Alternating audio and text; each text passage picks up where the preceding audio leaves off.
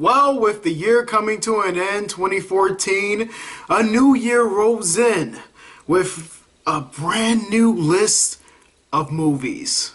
Whether good or bad, this year is hopefully as memorable as 2014 was with its movies. Now, as far as the movie industry in 2014, they did pretty well. We got a lot of great movies out last year. Actually, there's not too many I don't like. Even with this list, I had to redo it at least about 3 or 5 times just to get the movies that I really thought deserved the recognition on that top 10.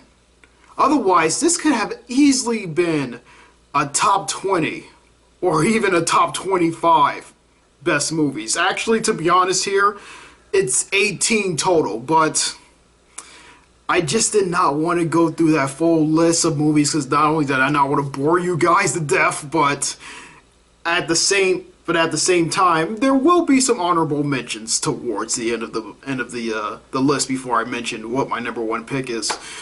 But there are a lot of movies that came out that I actually did not see.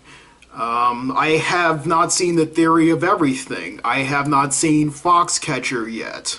I have not seen Boyhood.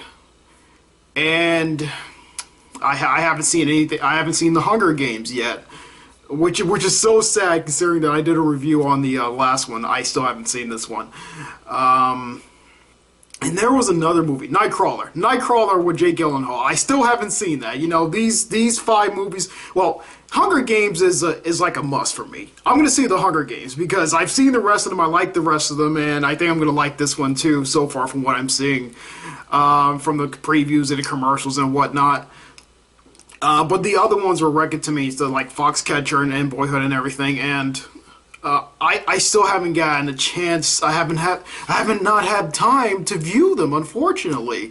And I wanted so badly to put them on the list, but I can't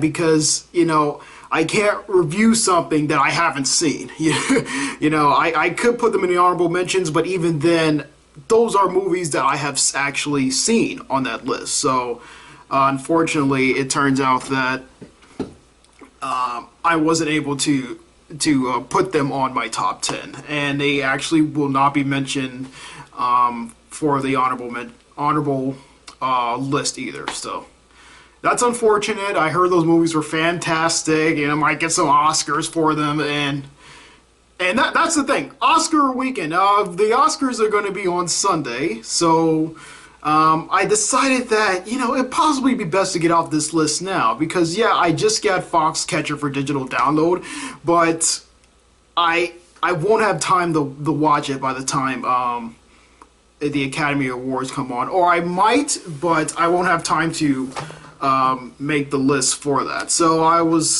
just decided that, you know, I'll just make the list. You know, it's fine.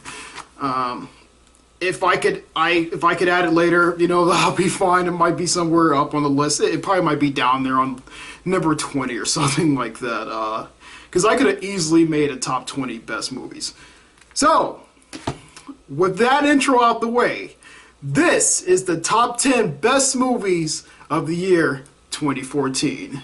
From me, SoranotRoxas. This is the definitive list. Every other list is wrong. I'm joking. No, every other list is not wrong. This is my list of what I consider the best movies of 2014. I know it's a little late. Maybe I might get it out earlier next year. Hopefully, God's willing. The thing is that I normally try to do these before the Oscars, kind of like what I did last year with the Oscar predictions and everything like that. And my number one pick is also my pick for Best Picture as well.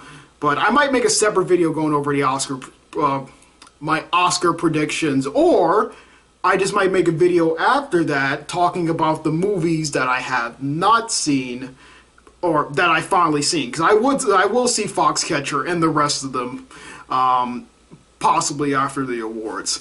So right now I'm just going to give you guys the my top 10 for 2014 for the movies I've seen so far, which has been a lot of them. A lot of some disappointments, a lot of great movies, some bad movies. But we'll get to the bad list later. Right now, let's do the top 10 best movies of 2014. Number 10, Big Hero 6.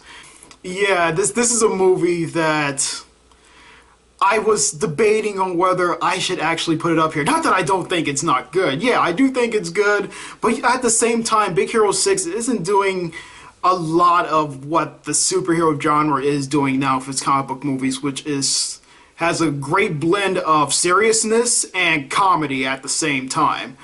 Of course, it's a Disney movie. They can do dark things as well as very lighthearted type stuff. I prefer the lighthearted stuff more. The dark tones only comes in at one part of the movie, and it's really short-lived. To be honest, I wish there might have been more of that. But at the same time, the stuff that they do well, like the relationship between Baymax and Hero, the main character, is really good, and that actually what keeps the film afloat for me. It's a shame because I actually wanted to put Boxtrolls on this list, and I will go over that once I get to the end of the list as well. Once I get to the honorable mentions as well, which I am going to do in this video. I wanted to put Boxtrolls on this. Boxtrolls is going to be my number 10, but better movies just kept coming out later on that year, and I'm not saying that Boxtrolls isn't good enough to make this list. Like literally, it would be number 13 from the paper that I'm looking at right now.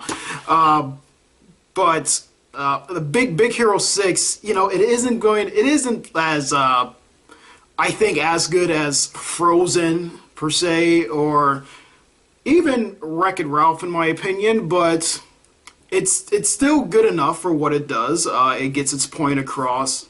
The sad moments are pretty heavy. And I have a call, 1 second. Okay, I apologize about that. That was actually an important call I had to take.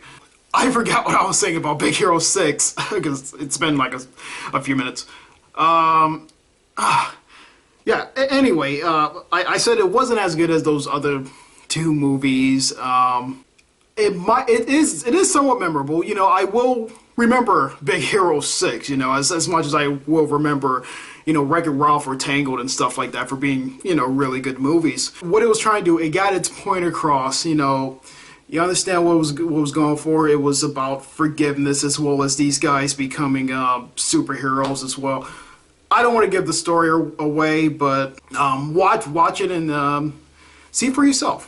See for yourself how you feel about it. I think it's a pretty good film. For people who probably won't like this, was just people that if they see something like Guardians of the Galaxy and Captain America, which are better superhero movies than Big Hero 6. It's Big Hero 6 is like going back to that old school type style of superhero. You can tell what the cliches are and whatnot. The villain in the film, if you think about it, you can figure out who it is. This isn't like a Wreck-It Ralph sort of twist to it, or a clever twist like Frozen did towards its ending on how they lift the curse.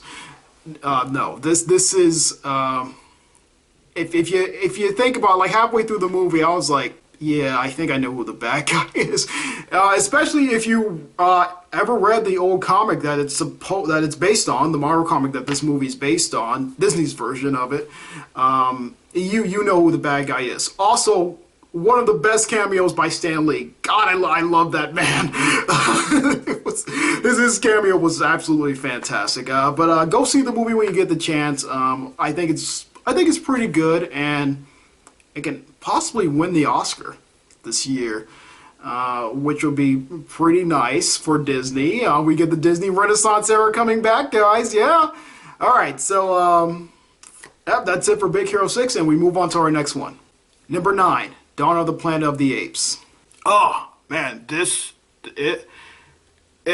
something about this movie that has a real connection with how society is going nowadays. And I can get into real detail, political detail about that, and I guess you can call it and whatnot.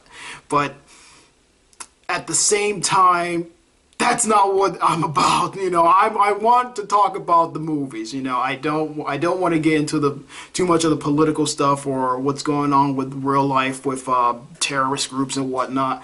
I try to avoid talking about that sort of thing. But people who see this movie can connect it with something like what's going down with the police and whatnot and citizens of the United States, and it's such a well done movie, and yet at the same time sort of parallels to what's going on in the real world. Of course, they're using apes, but still, you can see where some of this prejudice comes from, and how just the simplest things can separate people from actually cooperating and getting along. Even if there's like one really good guy, there's always one really mean asshole. Excuse my language. There always is that guy. And Dawn of the Planet of the Apes does that well. It's very, very well acted. The apes look like the CGI on them looks even better than the first movie. Its story is really good. I really enjoy this movie from start to finish. There's not much I would say that's really wrong with it, if there's anything at all. Yeah, no movie's perfect. I can't go into detail. This was like a full-on review. What my problems would be, if there was any, possibly just like one problem maybe. But for right now, it's a great movie.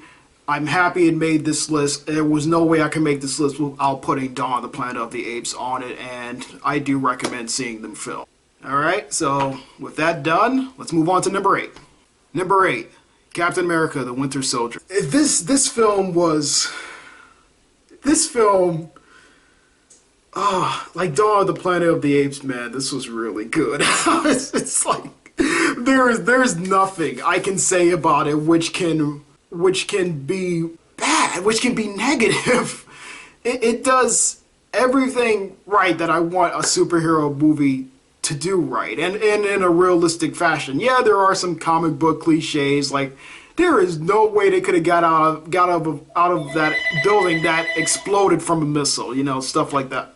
All right, hold on one sec. Oh, I apologize. I keep stopping the camera, coming back. But Captain America, once again, Chris Evans does a fantastic job.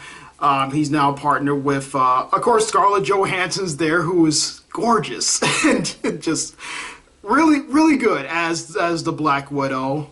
Hawkeye wasn't in this movie. I was actually kind of surprised about that. I could have sworn he still worked for S.H.I.E.L.D. They did the whole fake out. Okay, there was one problem I had with the movie. There's like a fake out scene with spoilers begins now. So Samuel Jackson is, he's playing Nick Fury again, and of course he does a fantastic job. There's a part when he gets tracked down and supposedly murdered, and he's supposed to be dead for the rest of the film. We know that's bullshit. Like, hey, come on, you don't believe that for a second. Especially if you've seen the other movies, S.H.I.E.L.D. is all about keeping secrets, and there was no way that someone would think that they would kill off Nick Fury in this movie, especially if you're going to make 2 more Avengers movies. That was dumb. End of spoiler here. That what happened with that was stupid. Okay. But besides that, Captain America hits all the marks. It is a fantastic action film. It has some of its funny moments, some of its dramatic moments. There, Captain America is still. He's kind of used to this world. He's starting to know a little bit more things about the modern era, because he's from the 40s, he's from the 30s. He's from during the time of World War II. So was it 1939, 1945? He has to adapt to these things, and in the first movie or in Avengers, it was kind of hard for him, but he was doing pretty well. Here he does even better, trying to adapt to the modern day times. And you feel so sorry for this guy. All his friends are dead and whatnot. Somewhat. Some of them a couple of them are still alive. I'm not going to reveal who. And him trying to cope with this, with, thinking that people thought he was dead for all these years. It's so, but yeah, he can somehow walk into a museum that's featuring himself and nobody will recognize him except one kid. That was also dumb too. But that, that's comic book stuff. That's fine. He can somehow put on a hat and a hood and blend in with everybody. And he's like the only one wearing that hat and that hood. Whatever. Yeah, but yeah. Otherwise, fantastic film. Go watch it. Anthony Mackie does a great job. It's finally nice to see him in a role that I really like besides Abraham Lincoln Vampire Slayer. So he does really good. Very good acting, very good action scenes. Much better than the first one. Blows the first one out of the water. People have debated whether this was better than the Avengers. I don't know. I don't know. That's hard for me to say. I love both movies. This could possibly be better, but I don't want to debate because I don't want to get into the fanboy stuff. I'm a bigger full-on Avengers fan than I am just a plain Captain America fan. But even though he's part of the Avengers. But moving on from number 8, we're gonna go to number 7. Number 7, the Lego Movie. Okay. I talked about the theme song in my Lego Movie review, and I said that the theme song was the only thing that I didn't care for when everyone else seemed to like it, or just kind of meh about it. I like the theme song represents what the movie is. Everything is awesome. There's literally an impossibility to not like this movie. This is a movie that can entertain kids, that can entertain adults, that can entertain an even older generation, can entertain your dog, can entertain your cat, your horse, your mongoose, whatever the heck you have. This is just a entertaining film. This is funny, well voice acted by Chris Pratt, Will Arnett, Morgan Freeman.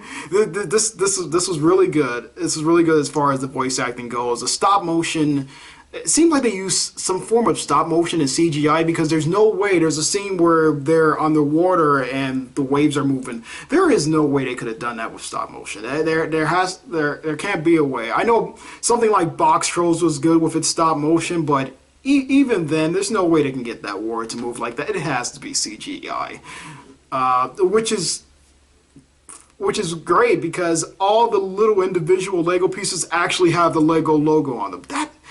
That is fantastic. It's the same thing when critics said for The Little Mermaid, they was like, we know that it's done under the water, but with every movement of the character, every time they move, they will make bubbles. Like, you don't have to do that, but that little bit of detail can actually put you in the immersion. There are things that can take you out of the immersion of it, and there are just the smallest things that can keep you within that world and say that, okay, yeah, this is definitely taking place underwater, but every time they freaking move, there's like little bubbles or something like that.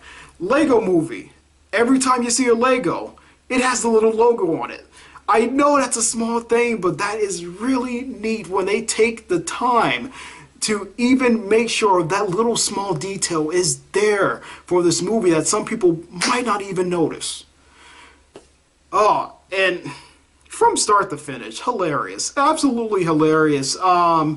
Almost everything in here works. Almost everything is funny. It's amazing how almost every joke in here can work. It's just, oh my god, I really like this film.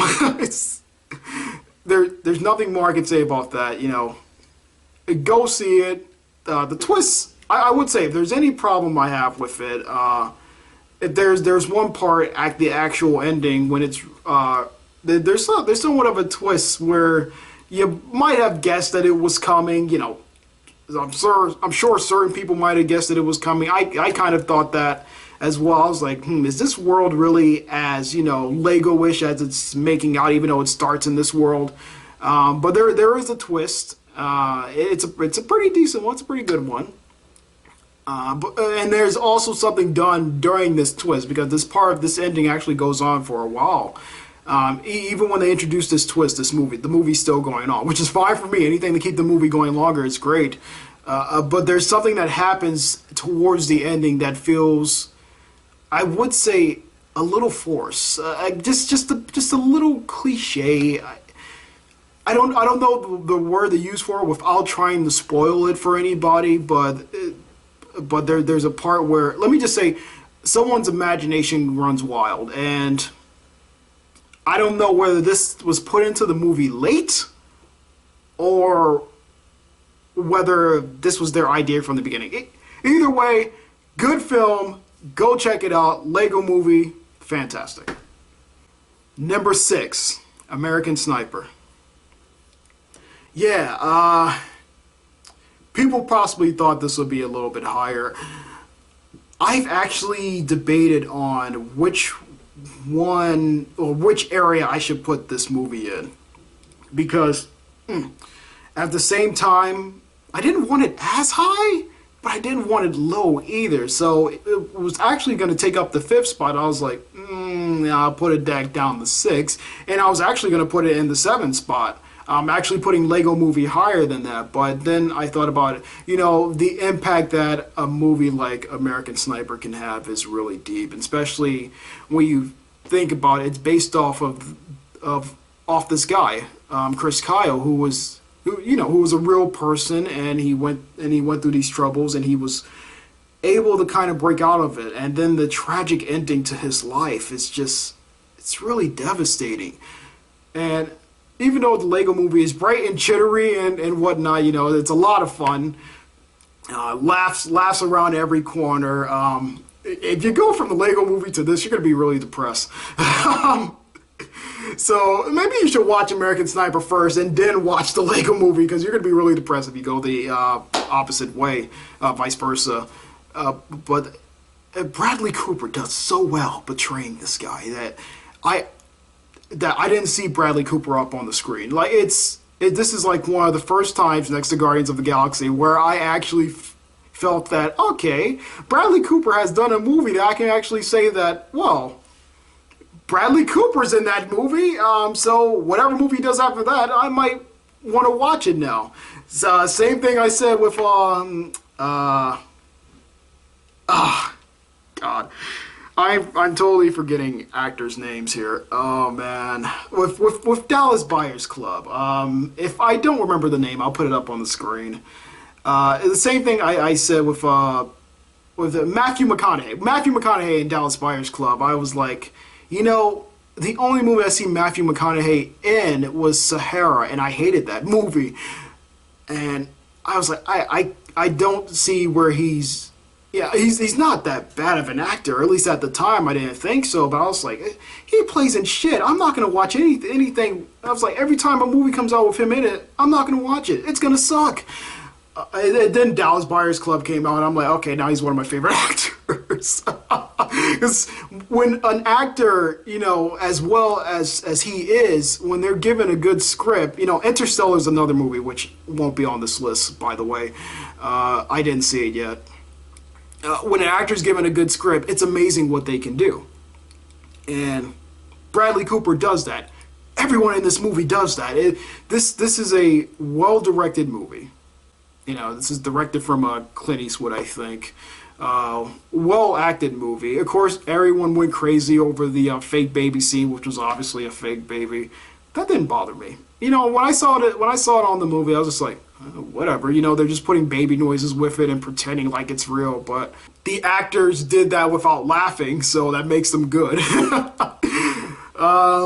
It comes across like pretty hard, what this guy had to go through and how his life turned out in the end. And you feel so sorry for him. You really do. It's like, I wish I could have done something to prevent this. Like, I wish this movie could have came out before any of this happened, and it somehow told the future somehow. It would be freaking weird, but at least we could have saved his life. And I'm not giving that away. Of course he dies at the end, but this happened in real life, so It's tragic. It really is, and like I said, I like to try to avoid the politicalness of these sort of things. But as a film, I found it to be really good, well acted, well directed. I wish I would say, well, they did it pretty well. There was also this other sniper in here, this Iraqi sniper who was really good, who was like basically kind of opposite of Chris Kyle. If this was more movie-ish, because you know it is it is a biopic, but if it was just like, you know, more of just out of somebody's head, so to speak, instead of based off of somebody real. I feel as though they would have really made a parallel between that Iraqi sniper and Chris Kyle, and if they would have showed how similar they are, but yet how different they are in terms of, you know, one's fighting for you know, you can debate good or bad or whatever, but you know, one's fighting for a cause that seems a little bit more noble than the other one that's fighting for you know, his cause. And I'm not going to make a big thing about that, but I like the movie. It got number 6 on this list for a reason, and check it out when you can. Now, before I get to the top 5 best movies of 2014, I just want to say this. The top 5 I'm going to mention here are what I consider must-see movies. Like, these are movies that you should definitely see. Like, find the time, whenever you get the time, see these movies. Okay? Just see these movies. these are movies that you should have seen already. All of them. All of these 5 I'm about to list right now. Okay? So there's a reason why the top 5 is not listed in the description box down below, whereas the other 6 through 10 are, as well as the honorable mentions.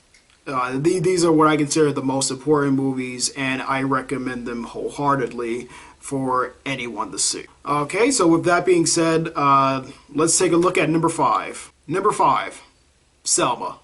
Yeah, this was a movie that when I first heard about it, which I heard about it from a relative, I didn't even know they was making this movie, and I knew what it was about. You know, of course, we all know about Selma, what happened down there in Alabama. And you know, it's a tough thing to talk about. You know, there is a certain level of racism in this country. You know, people can argue that it decreased from back then, or can just, well, be hidden, you know, especially when we got the terrorist groups and whatnot going on, just hating people just for being Christians, for God's sakes.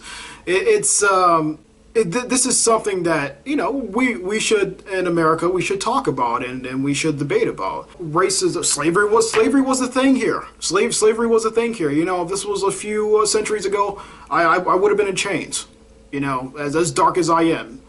Let's get that out there. I'm African American, and I'm happy that I'm African American. I don't give a shit, you know. But people look at, you know, people like me of color, and they just assume the worst, and that's how it was, you know, back then. You know, even a few years ago in the '60s and whatnot, you know, this stuff was going on. And you have this man, of course, yeah, Martin Luther King. We all know who he is, and we all heard his story before. And I would say there is a reason why Selma is number 5 on my list, and possibly not in like the top 3. And that's because we know the story of Selma before. There are already documentaries and whatnot, which this kind of felt like. You can read about this. You can watch other videos about this. There's been some other movies made about the march in Selma. It's just, I've seen this before. You know, I know the story. I know the story. I know what happened. This movie does not tell me anything new, actually, at all. It is a good film. Like, this is like it's Steven Spielberg Lincoln good type film, and it's well acted. It's shot reasonably well. It's well directed. I can go into all the details if this was a full-on review, but it's not a bad movie. The thing is just that I've seen this before. If you know the story of Martin Luther King, or if you know the story about, the March in Selma, because this isn't so much about, a Martin Luther King biopic, like something like Get On Up was a James Brown biopic, that followed James Brown. This was just about Selma and how much that part of Alabama had an impact on the civil rights movement. And it did. It did have a pretty big impact.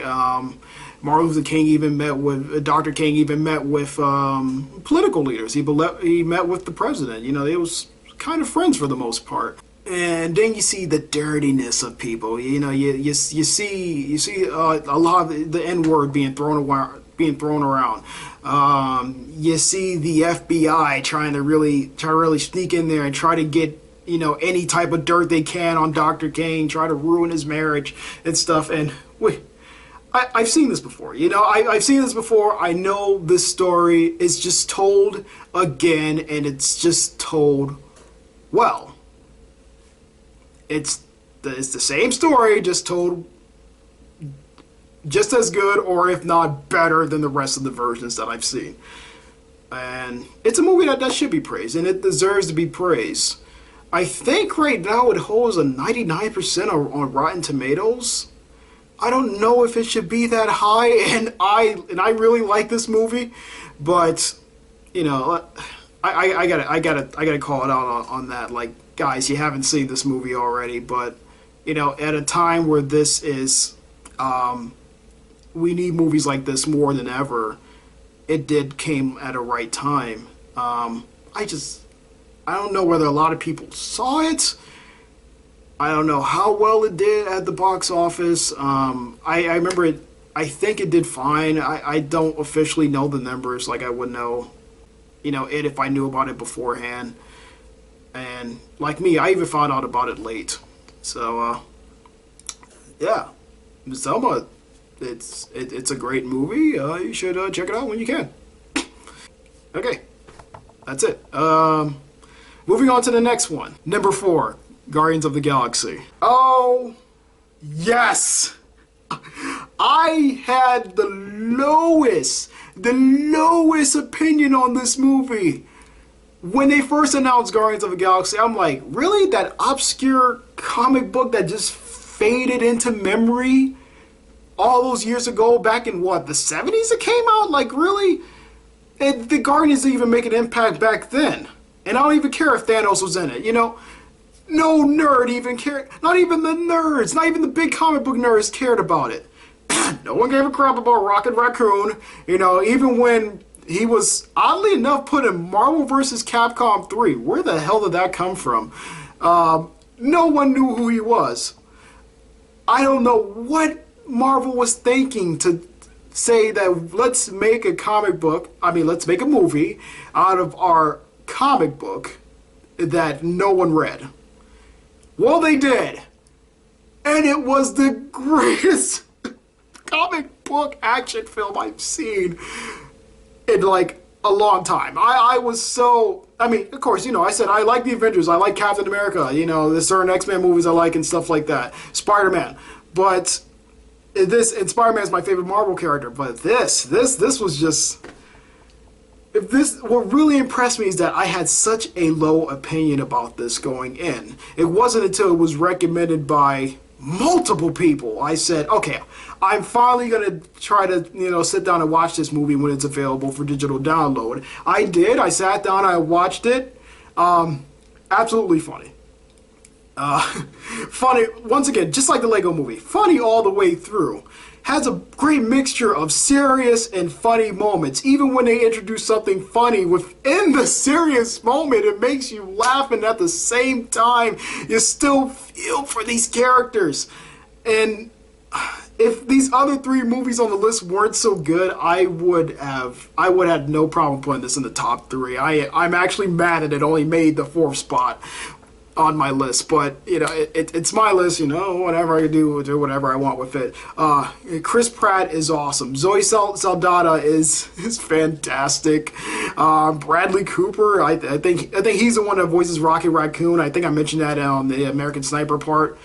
Vin Diesel as Groot. I cannot remember the other guy who plays Drax the Destroyer. I'm sorry, I cannot remember your name, but that dude is fantastic. He plays that so well. He plays it so well to the point where these doesn't feel like actors. These were characters. These aliens were real. This world is real. And even Michael Rooker too. Michael Rooker, who I just love because I freaking love The Walking Dead.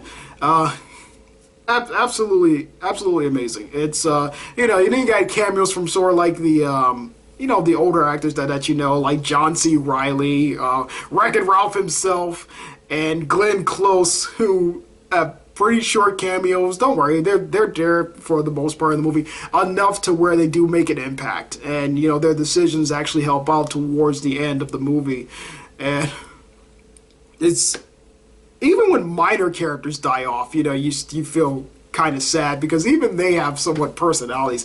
This was written so well. Whoever the writers were for this, please get them to do all the rest of them. Get them to do all the rest of them. Oh, well, Captain America was good and the Avengers were fine, so you can keep those guys for that. But get someone on the X-Men movies. Get someone on the Amazing Spider-Man movies, because Amazing Spider-Man 2 was a bit of a disappointment. Get those guys to write the next one. This well directed, well acted, fantastically written. That script must have been a mile long, 100 miles long, but 100 miles long is a funny-ass dialogue. The action sequences, I can actually see what was going on. There wasn't a lot of shaky cam going on. So even when they would twist around and do stuff like this with the knives, flipping them and whatnot, you could actually see that. Thank God. Okay, because if I have to do something like, I was about to say Sin City, but Sin City did fine. Action sequences, perfect. Choreography was fantastic. These had to be some of the best special effects I've seen. Even in the Marvel movie nowadays, which has some really good special effects. Like I said, I thought the Avengers had like the best special effects. Next to the Iron Man movies, and this one does just as well, if not better than that.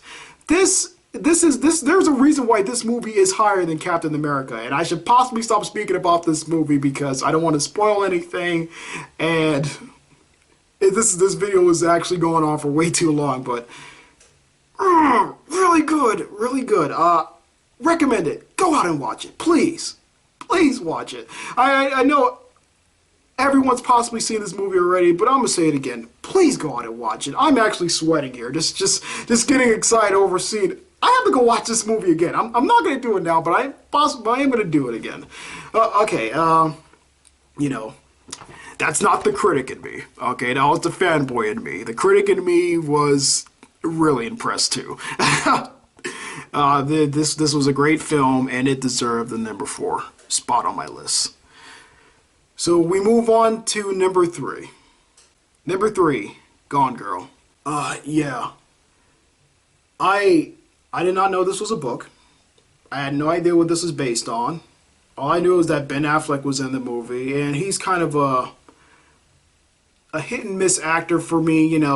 He's done some good stuff like Argo and whatnot, and then he does some somewhat bad stuff like Daredevil, and at the same time I kind of like Daredevil, possibly because he tried so much in his performance. And Ben Affleck he can act. He can act. He seems like he can do drama, he can do action, he can do a bit of everything, and I'm glad to see him doing some more stuff and getting fully recognized for it.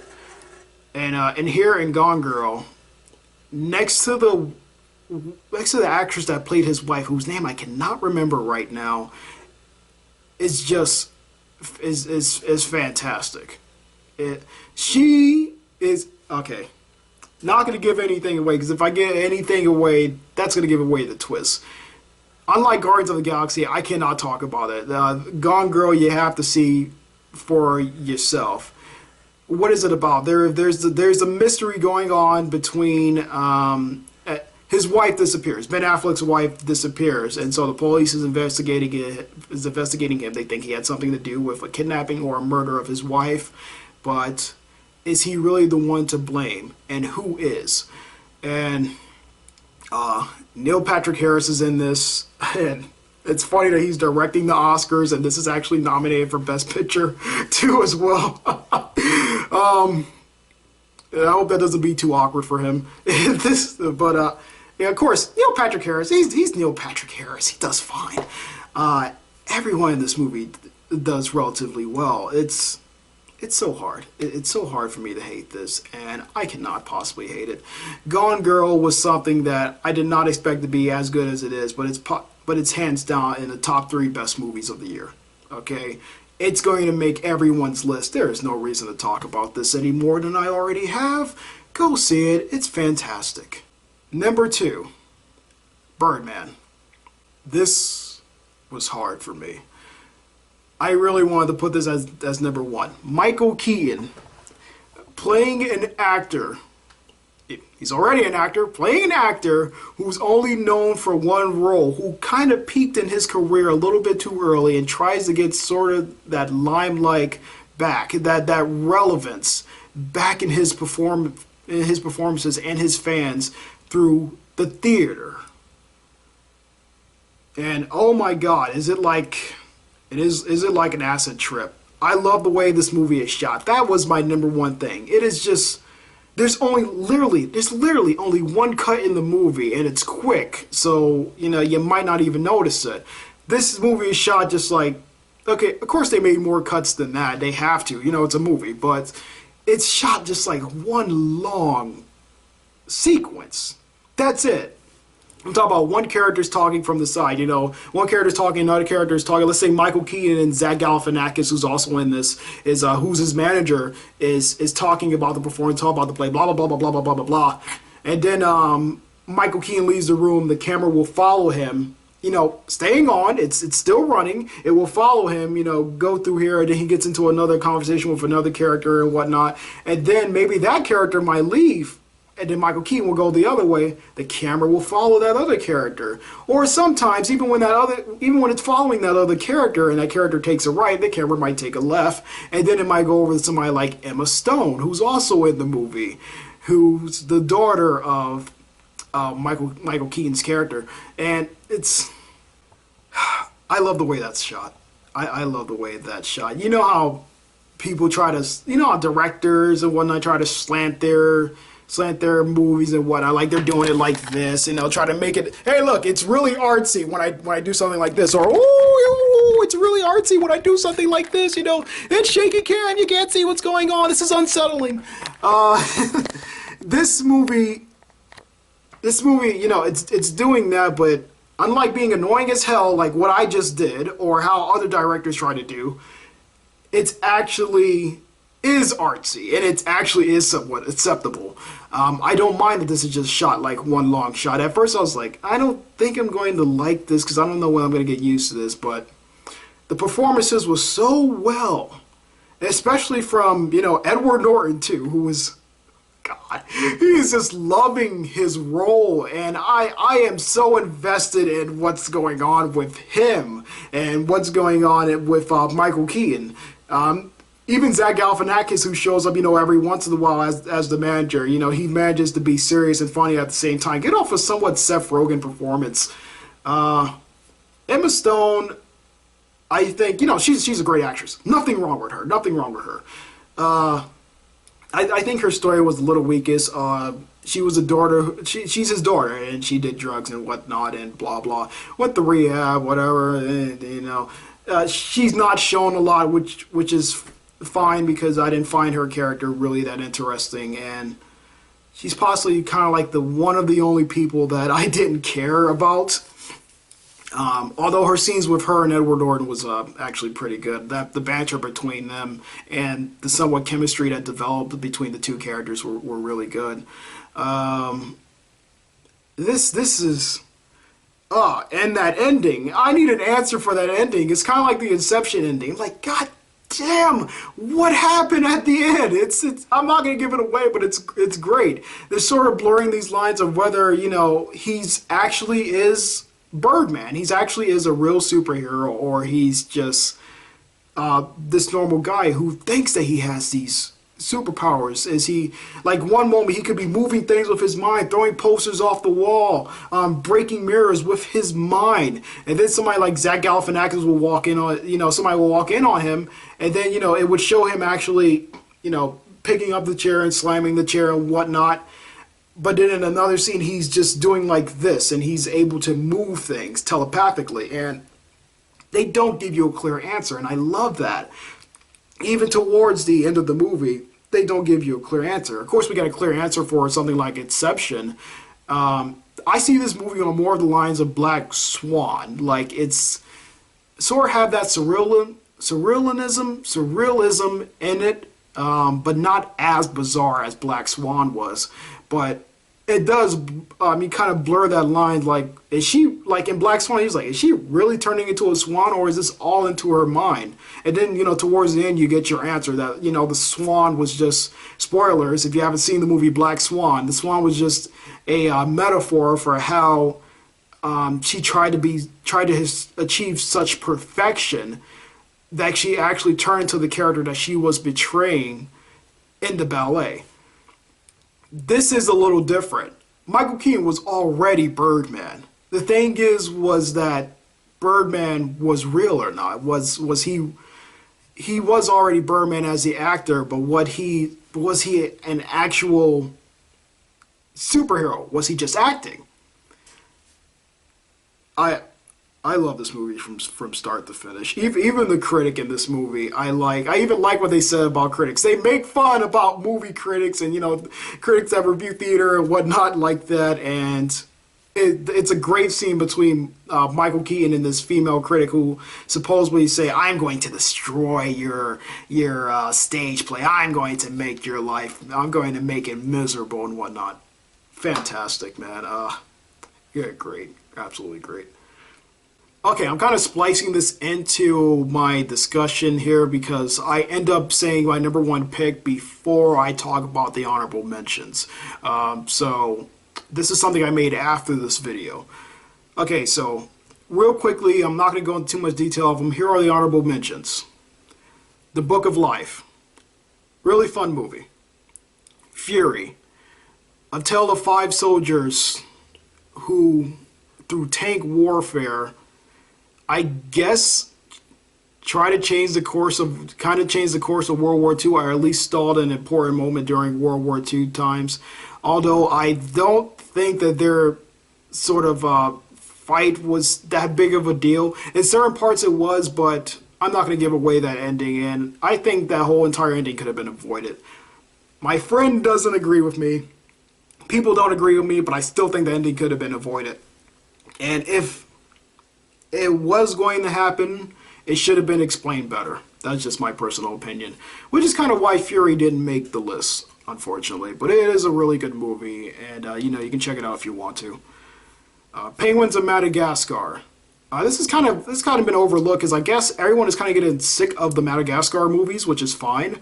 If you are getting sick of the Madagascar movies, this isn't going to change you, but personally, I think this takes the best of the Madagascar movies, which are the Penguins, and give them a full-length movie, and they are fantastic, dude, all the way through. It's really funny. Some of the jokes don't work, but the jokes that do work are pretty funny.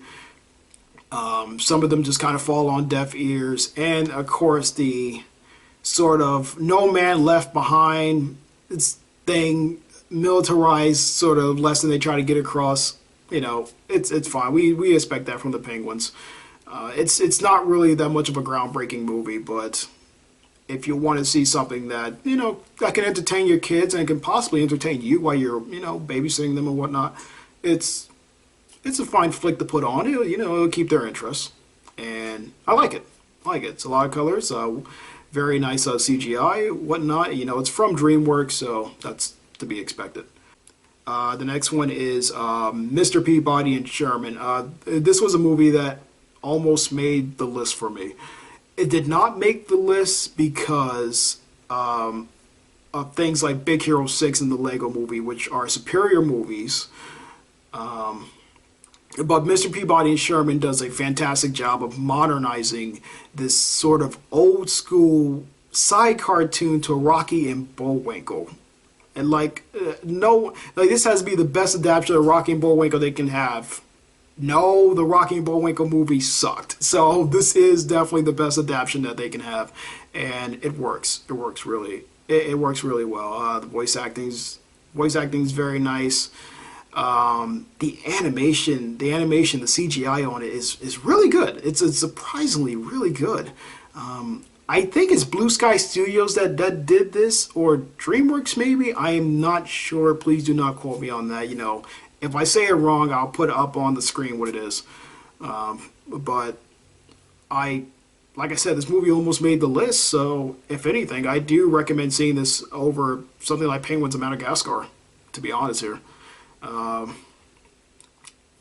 liked it, and it was fun. It was fun to watch. Boxtrolls. Yeah, I wanted so badly to put this on the list. I really did. I really did. This was a movie that is so creative. We don't get a lot of these creative movies like this. Normally, we get a lot of sequels or adaptions of, comic books and stuff like that, and that's fine. I told you, I love Guardians of the Galaxy, but it seems so rare that we get something that isn't a book adaptation or some type of TV show or whatever. It's something that's just a plain original idea. And this is a completely original idea. And I recommend this possibly more than any of the cartoon movies I recommend already in the honorable mentions. I could have gone further and possibly recommended more than Big Hero 6, but because Big Hero 6 is doing a lot of like what we already seen with superhero movies, especially the older ones now. It's even behind modern day superhero movies. So Boxtrolls is more creative than Big Hero 6, which possibly should have got the 10th spot on my list, but I really like Big Hero 6, and I excuse Big Hero 6 for doing that sort of, cliches and whatnot, because it is Disney. It is Disney. There's nothing you can do about that. The voice acting from the children was actually pretty good. Oddly enough, someone like Tracy Morgan is in here who I couldn't tell was him doing the voice. It really good, much better than the Rio performance in terms of voice acting. Both Rios. Ben Kingsley is the bad guy. He's fantastic. Of course, he's Ben Kingsley, Sir Ben Kingsley. I can't remember who voiced the father. I know the one who voiced the boy Boxtroll is also plays Brandon Stock in Games of Thrones. I'm pretty sure that's the same kid. I kind of caught his voice, and as well as I had to look it up in order to find out that it's him. And Ella Fanning, who's Dakota Fanning's sister, she is really becoming my favorite now. I'm beginning to like her more than Dakota. No offense to Dakota Fanning. Dakota Fanning does fine and whatnot. And just like with her Maleficent performance, she seems to be giving it her all. I like to see that in an actress. Good.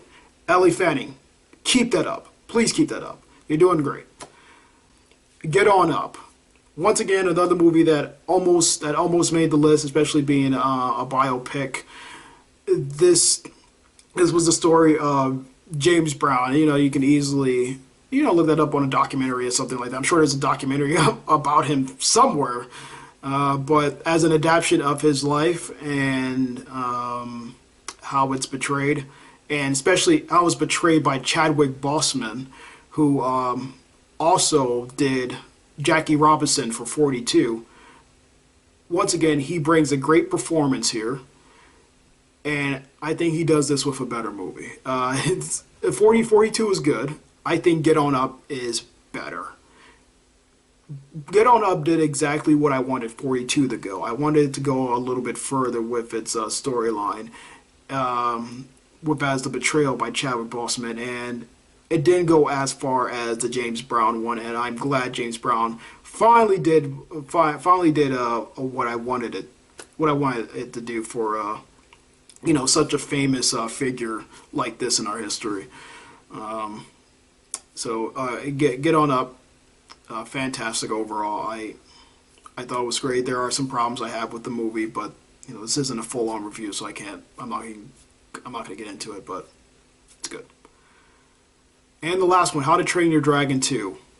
Once again, so close getting on this list. So close, next to Boxtrolls. Taking its original idea, which was How to Train Your Dragon 1, and just continuing that. I like this world. I like these Vikings. I like these dragons. I like these characters. Yeah, Vikings characters. You know, I like this world, Asgard. I like the relationship between Toothless and Hiccup. I like how they continue the story with him and his newfound girlfriend. This who's fantastic. I think she's actually better in the first film, but she doesn't do much here. They mostly focus even more on Hiccup, it seems like, this time around. And we finally get an answer for what happened to his mother as well.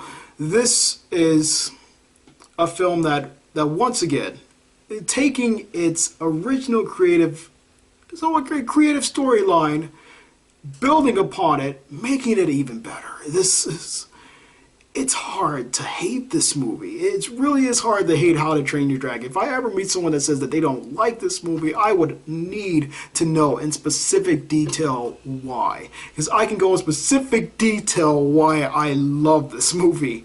And I love the original as well as I love the sequel.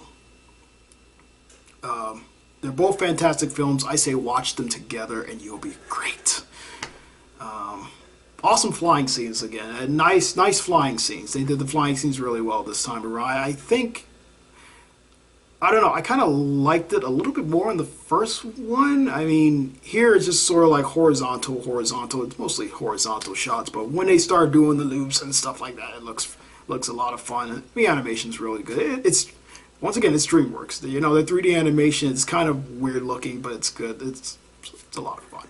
And my number one pick, The Imitation Game. Benedict Cumberbatch has had a pretty good year for 2014. Next to Channing Tatum. You know, these are actors that I didn't pay attention to too much in the beginning of their careers, and now more and more they are impressing me with their performances. Benedict Cumberbatch even more. Okay, he had the Penguins of Madagascar. He was also in the last Hobbit movie, of course, as Smaug, as a small role appearance. And, you know, those are both voice acting roles. So, and then comes the live action role from him, The Imitation Game, which is a fantastic performance by both him, Keira Knightley, who is, I love her in this, you know, Pirates of the Caribbean, I found her annoying as shit. Here, I freaking love this woman. And Charles Dance, who I said pissed me off and, well, no, I said was the only good performance in Dracula Untold. Yeah, Dracula Untold, the movie, pissed me off. But Charles Dance does bring his sort of Tywin Lannister Games of Thrones version of himself here. And it really works. It really works. Everything in here works. Yes, of course, you try to get the most British actors ever, but, you know, it's taken place in Britain. And the movie is about this sort of genius who makes this machine that it's supposed to decrypt an encryption from the Nazis, and if they are able to decrypt this sort of enigma machine that they call it here, well, you know, it is an enigma. It's an encryption. It's a riddle. If they can be able to break these riddles, these encryptions, they can be able to win the war. And that's what the movie's about, just him trying to get these ideas, well, as well as the team that he's working with, trying to get these ideas and trying to figure out how to break the Nazi code. And this guy is a complete genius. You know, you get all the social skill, all the, you know, non-social skills. He's socially awkward and whatnot like that. And he's a bit of an oddball and everything. There's another part of him where we kind of find out why, but actually, I don't care about that part. I like the idea of him being. It's a tragedy what happened in his life. This is based off of a true story. it's tragic what actually happens later on in his life. You know, as well as something like American Sniper. I thought this was even worse though, because this like literally broke this man down for all the stuff that he did for not just the country but for the world. This was World War II, and him and his team, with mostly him doing like, you know, having like the biggest idea of all, making these decisions. They're all making these decisions of who lives and who dies, and it's just, it's fan. I'm all over the place. I'm all over the place. This is also this has everything. I keep saying this. This has everything the making of an Oscar-winning movie. Like seriously, every sort of Oscar-winning cliche is in here, and it works, man. It works. It's not annoying. It works. Everything clicks. The actors have chemistry.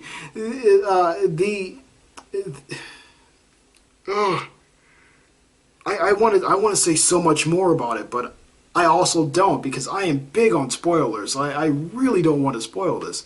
All I can say is go out to see this movie, especially if you want to see a fantastic performance from Benedict Cumberbatch, who is just doing so well on the market right now. And I am really proud of him. I am really happy for old Sherlock Holmes. If this wins Best Picture, I will have no problem with it. You know, it's my #1 pick. That doesn't mean it's going to win Best Picture. That also doesn't mean that, you know, if it does win it, that's fine, you know. But easily something like Gone Girl can win it, or Selma can win it, or was it Birdman? You know, Guardians of the Galaxy isn't there. You know, it's an action comic book movie. So I guess, what's the other one? American Sniper is up there, and that's fine. You know, these movies are better than American Sniper, but it's worth seeing. I think all these movies are worth seeing, although I said I fully recommend the top 5. And that's just my opinion on it. It's fantastic. Every one of these movies, I recommend checking all of them out. So hey guys, that's it. Thanks for watching. I really apologize that this video went on for like an hour, but I had to get out so many movies, and this would have been cut down if I would have just mentioned the top 10 instead of going into the honorable mentions and whatnot. But I had to throw those in. You know, even though they didn't make the list, there are movies that should be recognized for the creativeness that they could bring the people, such as Boxtrolls and Book of Life, as well as How to Train Your Dragon. I keep looking down at the list because I'm like, so many movies. I keep on forgetting which ones. And then, you know, you got the fun ones like Penguin of Madagascar and Mr. Peabody Sherman, which is based off of an old cartoon. It does well modernizing and updating, so it can actually connect with its audience in modern day times. It's really good, really good. Okay, that's it for my top 10 best movies of 2014. Look out for the top 5 worst movies of 2014. There's only a 5 this year. We'll see what the next year brings, but there's only a 5 this year, so that video is going to be a lot shorter. So until then, guys, thanks for watching. If you made it all the way through, you're a trooper. If you just skipped through, that's fine too. That's okay. That's what the quick links in the description box are there for. Well,